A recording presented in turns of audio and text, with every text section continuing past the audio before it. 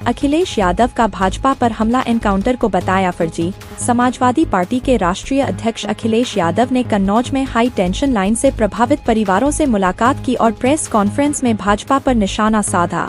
उन्होंने यूपी में एनकाउंटर और हाफ एनकाउंटर को फर्जी करार दिया, साथ ही एनसीआरबी डाटा के हवाले से महिलाओं की सुरक्षा पर सवाल उठाए। सपा विधायक जाहिद बेग पर एफआईआर को यादव और मुसलमानों पर सरकार की दुर्भावना का परिणाम बताया।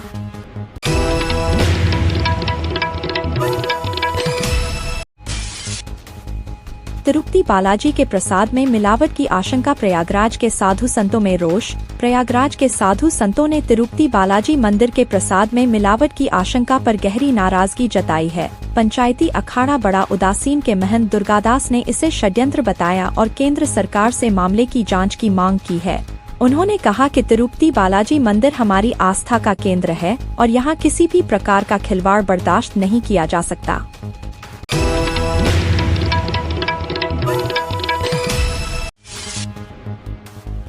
रोली तिवारी रालोद में शामिल, सपा पर साधा निशाना। स्वामी प्रसाद मौर्य के खिलाफ मोर्चा खोलने के बाद सपा से निकाली गई पूर्व राष्ट्रीय प्रवक्ता रोली तिवारी अब राष्ट्रीय लोकदल में शामिल हो गई हैं।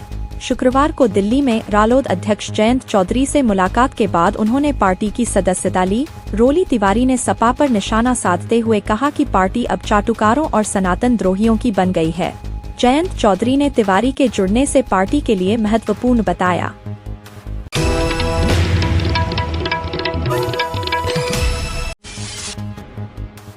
प्रयागराज के मदरसा ने बुलडोजर नोटिस का दिया जवाब। नकली नोट छापने के मामले में चर्चा में आए प्रयागराज के मदरसा जामिया हबीबिया ने बुलडोजर कार्रवाई के नोटिस का जवाब दे दिया है। मदरसा प्रबंधन ने 1941 का नक्शा प्रयागराज विकास प्राधिकरण पीडीए में जमा किया है, जिसमें बताया गया है कि इमारत का निर्माण ब्रिटिश काल में हुआ था। पीडीए अब दस्तावेजों की जाँच करेगा और नियमानुसार कार्रवाई करेगा।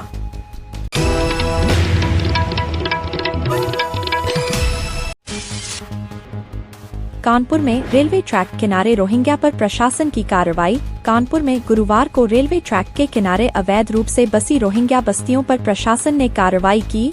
50 से अधिक कच्चे पक्के अवैध कब्जे ध्वस्त किए गए। यह कदम साबरमती एक्सप्रेस हादसा और कालिंदी एक्सप्रेस को पलटाने की साजिश की जांच के मद्देनजर रेलवे ट्रैक की सुरक्षा बढ़ाने के लिए उठाया गया।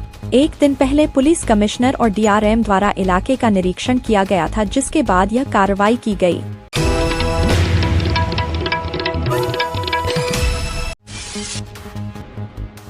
उत्तर प्रदेश उपचुनाव में एमईएम और आजाद समाज पार्टी गठबंधन की तैयारी। लोकसभा चुनाव खत्म हुए 3 महीने बीत चुके हैं, लेकिन उत्तर प्रदेश की 10 विधानसभा सीटों पर उपचुनाव की घोषणा का इंतजार जारी है। भारतीय जनता पार्टी ने हर सीट पर अपने 3 मंत्रियों की तैनाती कर दी है। इस बीच चर्चा है कि असदुद्दीन ओवैसी की एमईएम और चंद्रशेखर आजाद की आजाद समाज पार्टी गठबंधन कर चुनाव लड़ सकती है, जो समाजवादी पार्टी और बहुजन समाज पार्टी के लिए चुनौती बन सकती है।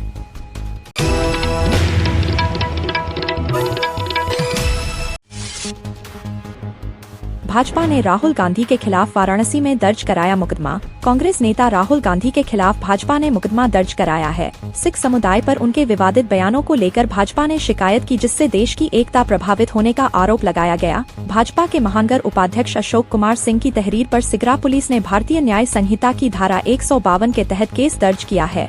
राहुल गांधी ने अमेरिका में भारत में सिखों की धार्मिक पहचान पर रोक लगाने का बयान दिया था।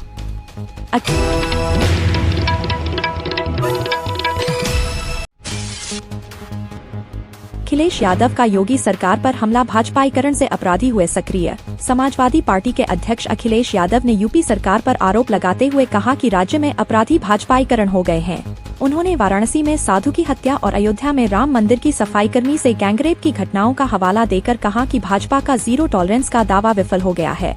अखिलेश ने चेतावनी दी कि महिलाएं भी धार्मिक स्थलों पर सुरक्षित नहीं हैं।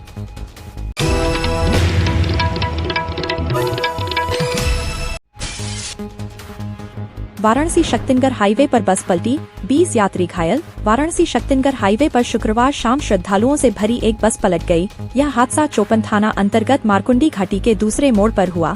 बस छत्तीसगढ़ से प्रयागराज जा रही थी, जिसमें 60 यात्री सवार थे। सभी पितृपक्ष में पिंडदान के लिए प्रयागराज से वाराणसी होते हुए गया जा रहे थे। हादसे में 20 से अधिक यात्री घायल हुए, जिसमें एक महिला सरस्वती देवी की चोटें गंभीर हैं। सभी घायलों को जिला अस्पताल में भर्ती कराया गया है।